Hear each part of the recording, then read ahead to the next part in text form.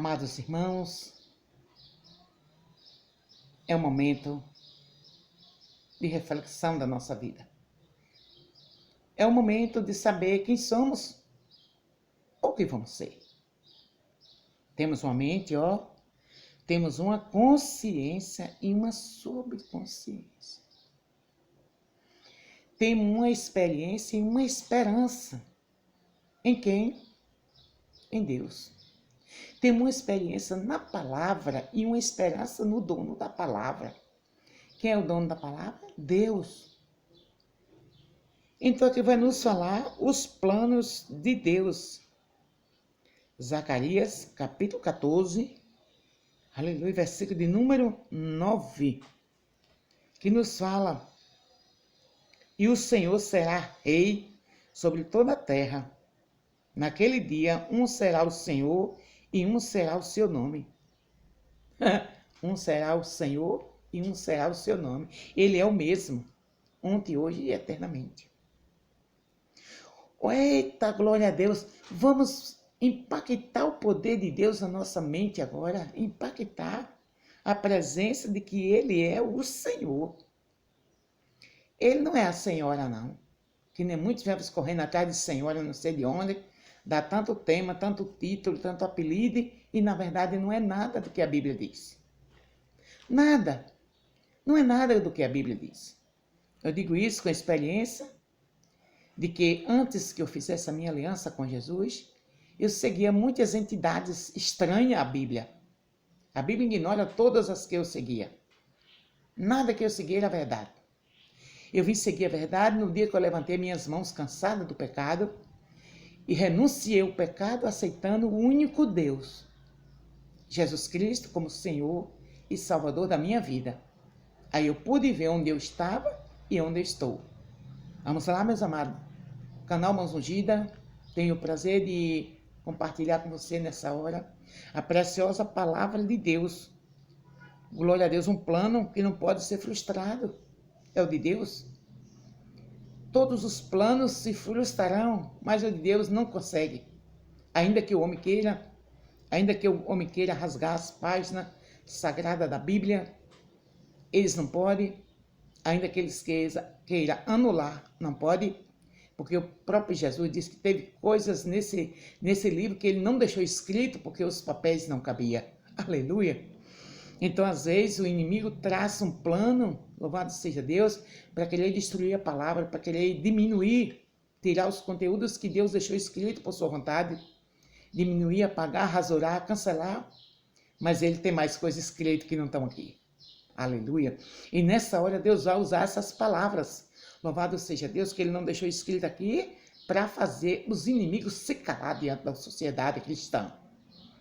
Adiante de uma sociedade não pervertida, mas cristã, temente ao Deus do céu. Nós seguimos duas sociedades. Humanamente nós temos uma sociedade, mas espiritualmente nós temos duas. Tem uma sociedade espiritual do lado da maldade e tem uma sociedade espiritual do lado da verdade. Vamos seguir qual? Do lado da verdade. Porque Jesus diz: conhecerei a verdade e a verdade vos libertará. Eu sou a verdade e a vida. Ele diz que ele é. Então a palavra vai nos dizer aqui, é o Senhor, será rei sobre toda a terra. Naquele dia, um será o Senhor e um será o seu nome. Ele é Senhor. Louvado seja o nome de Jesus. Aqui nos fala o plano original de Deus para o homem foi destruído pela entrada do pecado no mundo. O pecado de Adão trouxe para a humanidade toda sorte de males, culminando com a morte, que é o pior de todos eles. Entretanto, Satanás se iludiu quando imaginou que podia ser o Deus desse mundo, eliminando o Deus da terra e da vida do homem. Então, vemos aí. O plano original de Deus para o homem foi o quê? Frustrado pela entrada do pecado. Ele foi frustrado porque o pecado tomou ocasião na vida do homem. O pecado de Adão trouxe para a raça humana toda sorte de males, culminando com a morte. Todos os males causam morte. Então o homem não deve se apegar ao mal, porque o mal causa morte. Louvado seja Deus. E tudo, Satanás pensou que ele era o Deus desse século e que ia eliminar o poder de Deus na vida do homem. Ele não pôde. Ele até tentou, mas não pôde. E digo agora, se ele tentar a tua vida, ele não vai poder, porque diante dele tem um Deus que pode.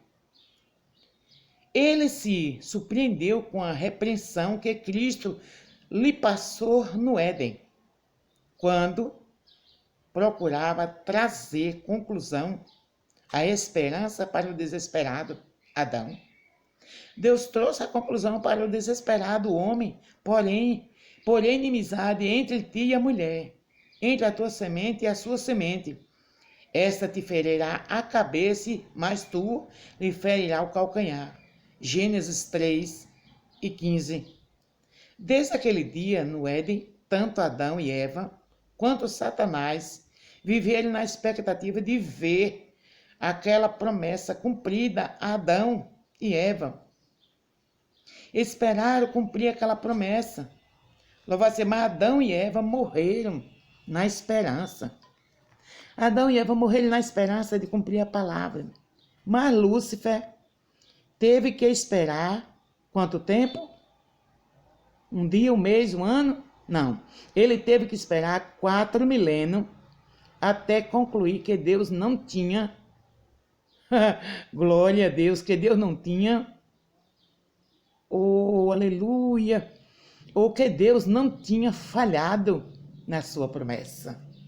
O diabo disse, ele falhou, ele perdeu, ele não vai acertar, mas ele teve que esperar 4 milênios. Até o quê? Glorificado seja o Rei da Glória, até Jesus nascer. Naquele tempo, o bichão, o leãozão do inferno bateu a cara lá e teve que se prostrar com a cara lá 4 milênios até que Jesus nasceu. Na cruz do Calvário, Jesus esmagou a cabeça da antiga serpente, que é o diabo. Apocalipse capítulo 12, versículo 9.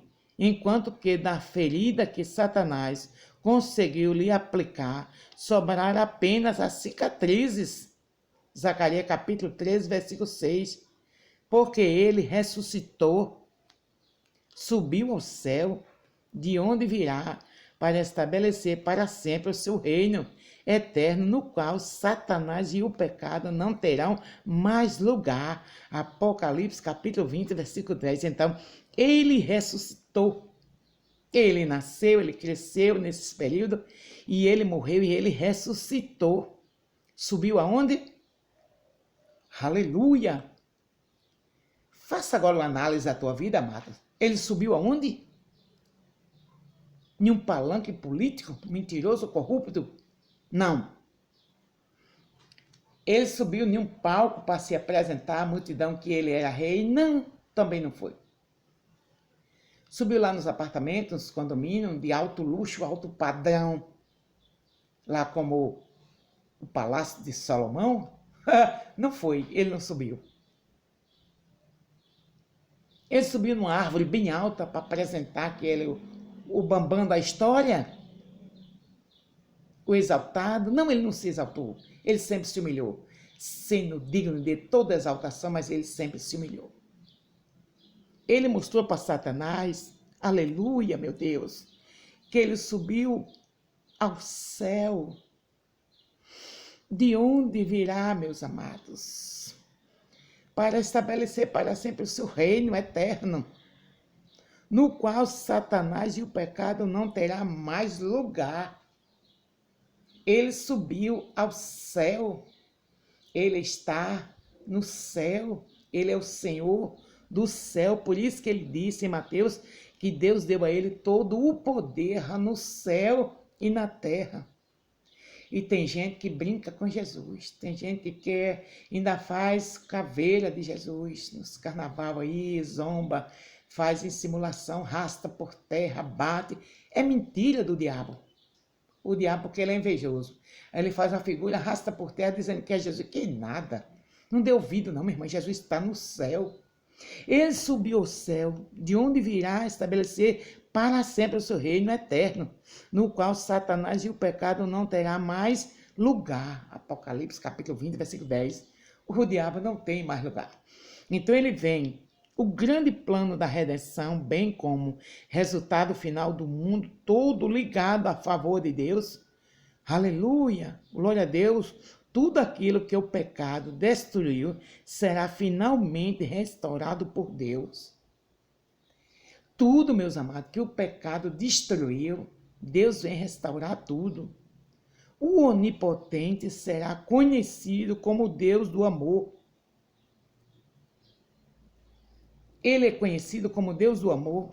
Nenhuma dúvida haverá sobre a sua justiça e a sua misericórdia. Nenhuma dúvida haverá. Todo aquele que puder ser salvo, o será. O pecado nunca mais se levanta no universo purificado de Deus. Naum, capítulo 1, versículo 9, o amor de Deus demonstrado na cruz do Calvário unirá os habitantes do céu e da terra ao seu Criador para sempre.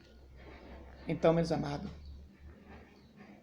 aleluia, aleluia, glória a Deus. A demonstração da cruz, o amor de Deus demonstrado na cruz do Calvário, unirá. Deus vai unir todos os habitantes da terra que temem a Deus. Deus vai unir para estar, para habitar com Ele eternamente, para sempre, no céu, com o seu Criador.